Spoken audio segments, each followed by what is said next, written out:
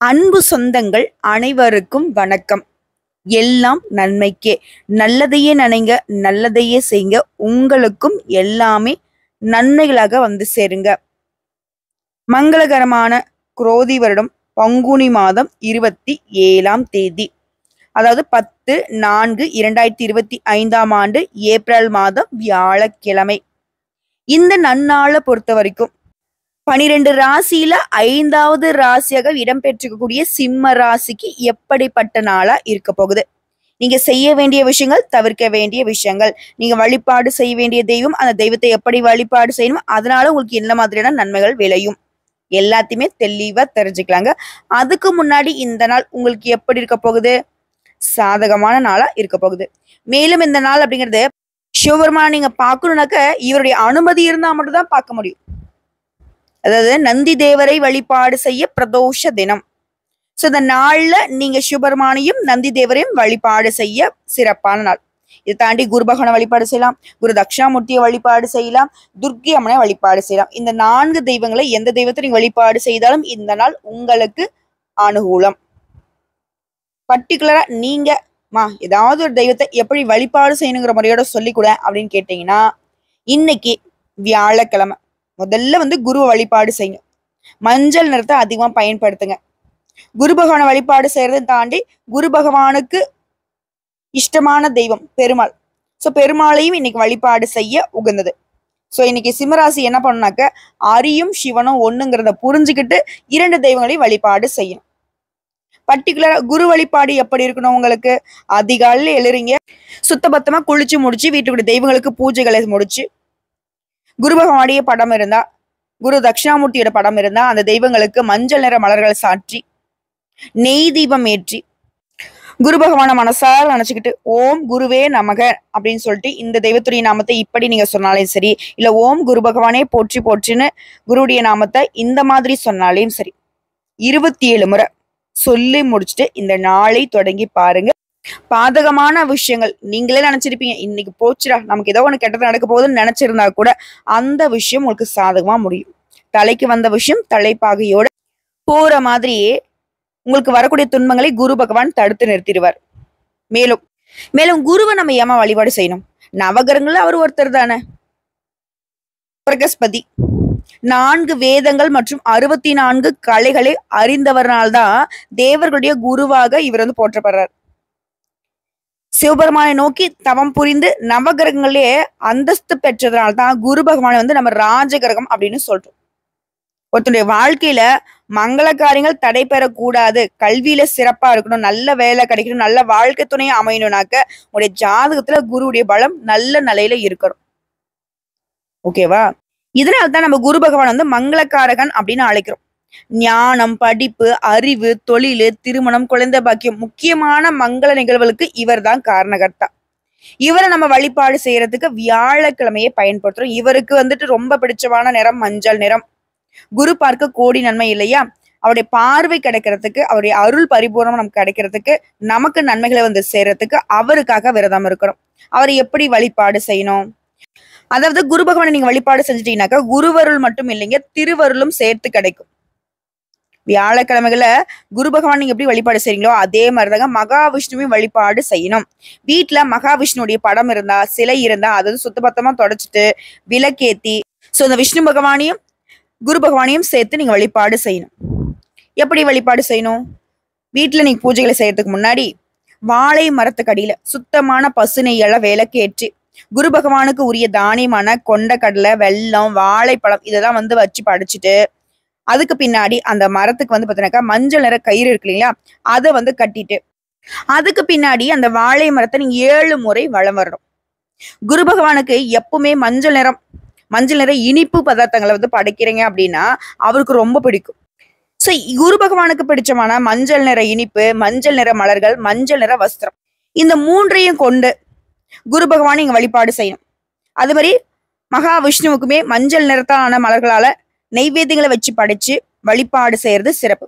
அது பூஜை முடிஞ்சதுக்கு அப்புறமா ஓம் குரு பகவானே போற்றி போற்றி 108 முறை குரு பகவான் நினைச்சு வழிபாடு செஞ்சுட்டீங்க அப்படின்னா எல்லா விதங்கள்லுமே அதிர்ஷ்டம், ஞானம், அறிவு, வெற்றி, ஆன்மீகத்துல வளர்ச்சி, உங்களுக்கு தகுந்த வாழ்க்கை துணை, நல்ல வேலை கிடைக்க குரு பகவானும் மகாவிஷ்ணுவும் உங்களுக்கு அருளாசி வழங்கிடுவாங்க.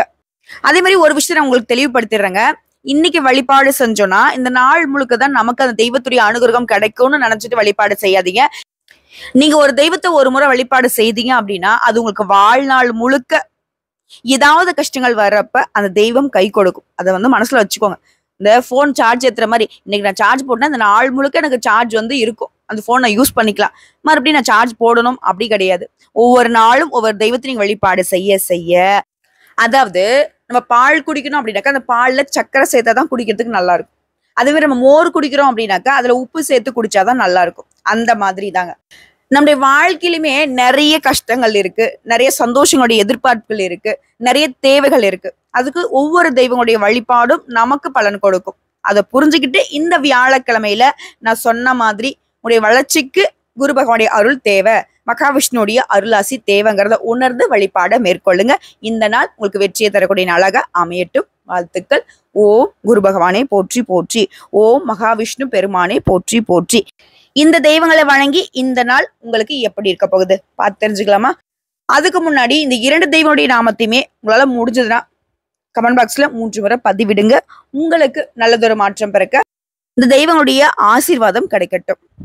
சரிங்க, இந்த நாள் சிம்ம ராசி அன்பு சொந்தங்களுக்கு சுறுசுறுப்பாக செயல்பட போறீங்க. நண்பர்கள் மூலம் உங்களுக்கு கிடைக்கக்கூடிய செய்திகள் மகிழ்ச்சி தருவதாக இருக்க போகுது. அதாவது நம்ம நினைச்ச காரியங்கள் கை கூடல அப்படின்னா தான் நம்ம சோர்வா இருப்போம் இல்லையா? ஆனா இன்னைக்கு நினைக்கிறது எல்லாமே உங்களுக்கு நடக்கிறதுனால சுறுசுறுப்பா இருக்க போறீங்க, மகிழ்ச்சியா இருக்க போறீங்க. புதிய முயற்சிகள் கூட உங்களுக்கு சாதகமா முடியும். நீண்ட நாட்களாக நீ எதிர்பார்த்த பணம் இன்னைக்கு கைக்கு கிடைக்கும். அதே மாதிரி குடும்ப வாழ்க்கையை பொறுத்தும் கணவன் மனைவிக்கிடையே அந்யோன்யம் அதிகமாகும். ஆனா மத்தவங்க கிட்ட மனஸ்தாபம் ஏற்படாம இருக்கிறதுக்கு வீண் விவாதங்கள்ல ஈடுபடக்கூடாது.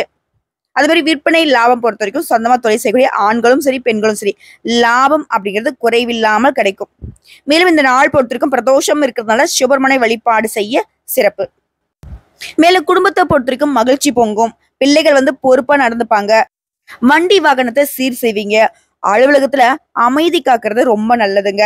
யார் என்ன பண்ணாலும் சரி, கூட வேலை பார்க்கறவங்களோ இல்ல நமக்கு மேல அதிகாரிகளோ என்ன செஞ்சாலும் சரி, நீங்க உங்க வேலையில கவனமா இருங்க. அதே மாதிரி உங்களுடைய வேலையை சரியான நேரத்துல முடிச்சுக்கோங்க. யாரும் குறை கூறாத அளவுக்கு உஷாரா இருந்துக்கோங்க. அது மாதிரி வியாபாரத்தை பொறுத்த வரைக்கும் உங்களுக்கு வர வேண்டிய பழைய பாகிகளை வசூல் செய்வீங்க. மேலும் சொந்த பந்தங்களுக்கிடையே மதிப்பு மரியாதை கூடும். தந்தை வழி சொத்துக்கள் உங்களுக்கு கைக்கு வரக்கூடும். மூத்த உடன்பிறப்புகள் உங்களுக்கு உதவி செய்வாங்க. வியாபாரத்திலும் சரி உத்தியோகத்திலும் சரி ஏற்றம் உண்டுங்க. பொதுவா சொல்றேன், மகிழ்ச்சியா காணப்பட போறீங்க. பணவரவு திருப்திகரமா இருக்க போகுது. அரசு காரியங்கள்ல வெற்றி உண்டு. உத்தியோக பணிகள்ல மேல் அதிகாரிகிட்ட பாராட்டுகளை பெறுவீங்க. வியாபாரம் செய்றவங்களுக்கு வியாபாரம் சூடு பிடிச்சு லாபம் பார்ப்பீங்க. மேலும் இந்த நாளை பொறுத்த வரைக்கும் உங்களை விட்டு பிரிஞ்சு போன, அதாவது எங்க உறவே பிரிஞ்சிருச்சுப்பா, எங்க உறவே அத்துக்குச்சுப்பான்னு சொன்ன உறவுகள் கூட இன்னைக்கு வந்து ஒட்டி கொள்ளக்கூடிய நாள். அதே மாதிரி உத்தியோக பணிகள்ல கூட வேலை பார்க்கறவங்களால உங்களுக்கு நன்மைகள் நடக்கும். தொழில் தொடங்கக்கூடிய முயற்சிகள்ல வெற்றி கிடைக்கும். புதுசா இடம் வாங்கக்கூடிய முயற்சிகள் கைக்கூடி வரும். குறிப்பா அந்த நாள்ல சொத்து சேர்க்கைக்கு வாய்ப்பு இருக்கு. உங்களுடைய உடன்பிறப்புகள் கிட்ட உறவுகள்ல அன்பு கூடும். கலைஞர்களுக்கு புதிய வாய்ப்புகள் வரும். பிள்ளைகள் நல்லா படிப்பாங்க. தேக பொலிவு ஏற்படுது. குடும்பத்துல மகிழ்ச்சி தங்கும். கோபம் வரும்போது மட்டும் பொறுமையை கையாள்வது நன்மையை கொடுக்கும். தம்பதிகளுக்கிடையே அந்யோன்யம் அதிகமாகுது. அதே மாதிரி மாணவர்களை பொறுத்த வரைக்கும் கலகலப்பான சூழ்நிலை உருவாகுதுங்க. டீச்சர்ஸ் கிட்ட பாராட்டுகள் குவியும். நண்பர்கள் ஒரு சிலரே உங்ககிட்ட வந்து உண்மையான அன்போட இருப்பாங்க. அதுலயும் ஒருத்தர் மட்டும்தாங்க உங்களுக்கு தேவையான உதவிகளை செய்வாங்க. உங்ககிட்ட அனுசரணையா இருப்பாங்க. மற்றபடி இந்த நாள் ஆரோக்கியத்துல மேம்பாடு இருக்கு. குழந்தை பாக்கியம் கிடைக்காதவங்களுக்கு இன்னைக்கு அது சம்மந்தப்பட்ட நல்ல செய்திகள் கிடைக்கும். கோர்ட்டு கேஸ் வழக்குகள்ல பழைய வழக்கலாக இருந்தால் கூட சாதகமான தீர்ப்பு இன்னைக்கு வரும். புதுசா வீடு வாங்குறது, மனை வாங்குறது, வாகனம் வாங்கக்கூடிய யோகமும் இருக்கு. ஆடை ஆபரண சேர்க்கை இருக்கு. விஐபி கூடிய அறிமுகம் கிடைக்கும். அவங்க கிட்ட ரொம்பவே நெருக்கமா இருக்க போறீங்க. அரசாங்க விஷயம் சாதகமா இருக்கும்.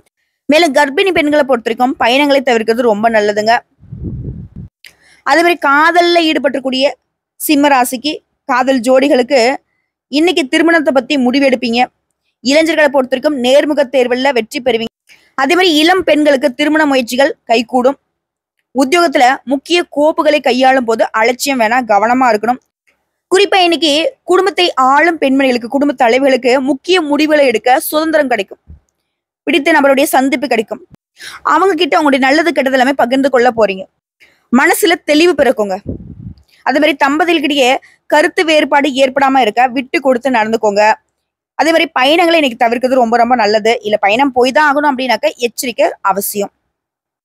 குறிப்பா நம்ம எல்லாருக்குமே ஆண்களோ பெண்களோ சின்னவங்களோ பெரியவங்களோ எல்லாருக்குமே எதிர்பார்ப்பு என்னன்னா, இன்னைக்கு பணப்புழக்கம் ஏதாவது கரெக்டா இருக்குமா, ஏதாவது தடை வருமா, பண கஷ்டம் வந்துச்சுனாவே இந்த நாள் ரொம்ப மோசம் அப்படின்னு உணர்வோம் இல்லையா?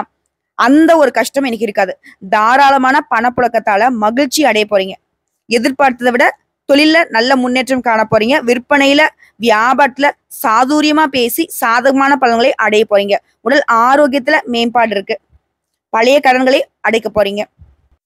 அதாவது பழைய பிரச்சனைகள் இருந்து விடுபட்டு மகிழ்ச்சி அடைய போறீங்க. குடும்பத்தில் இந்த சங்கடங்கள் ஒவ்வொன்னா விலக ஆரம்பிக்கும். வியாபாரம் விருத்தியாகும். பெண்களுக்கு எல்லாம் சேமிப்பை பெற போறீங்க. தொழில்ல நீங்க செய்த முதலீடுகளால பல மடங்கு லாபத்தை பெற போறீங்க. முன்ன வாங்கி போட்ட நிலத்துடைய மதிப்பு இன்னைக்கு உயர்வை காட்ட போகுது. மனசுக்கு நிறைவு உண்டு. அதே மாதிரி உங்களை பொறுத்த வரைக்கும் இன்னைக்கு உங்களுடைய குணநலன்கள்ல சில மாற்றம் உண்டாகும். ஆரோக்கியம் தொடர்பான எண்ணங்கள் பிறக்கும். கணவன் மனைவிக்கிடையே புரிதல் அதிகமாகும். மறதி தொடர்பான பிரச்சனைகள் இருந்து இப்போ விடுபட போறீங்க. திறமைகளை வெளிப்படுத்துவதற்கான சூழ்நிலை கிடைக்கும். வெளி வட்டாரத்துல புதிய அனுபவம் கிடைக்கும். சொல்ல போனா இந்த நாள் உங்களுக்கு சிறப்பா தான் இருக்கும். கொஞ்சம் கடினமா உழைக்கவும் செய்வீங்க. உயர்வையும் பார்ப்பீங்க. இருந்தாலும் இந்த நாள் உங்களுக்கு சற்று அசதியை உணரக்கூடிய நாளாதான் இருக்கு. மற்றபடி எல்லா விதங்களுமே சாதகம்தான்.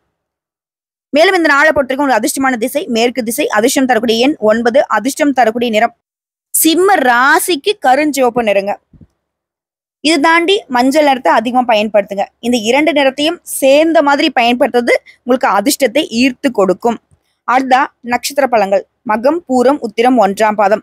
மகம் நட்சத்திரம் பொறுத்திருக்கும் இந்த நாளுங்கிறது உங்க வாழ்க்கையில ஒரு மாற்றத்தை தரக்கூடிய நாள். நேத்து வரைக்கும் இருந்த நெருக்கடிகள் கூட இன்னைக்கு மறைய போகுது. தடைப்பட்ட வேலைகள் இன்னைக்கு கடகடன்னு நடக்கும். அதே மாதிரி நண்பர்களின் மூலம் பணவரவுக்கு வாய்ப்பு இருக்கு. அடுத்த பூரம் நட்சத்திரம்.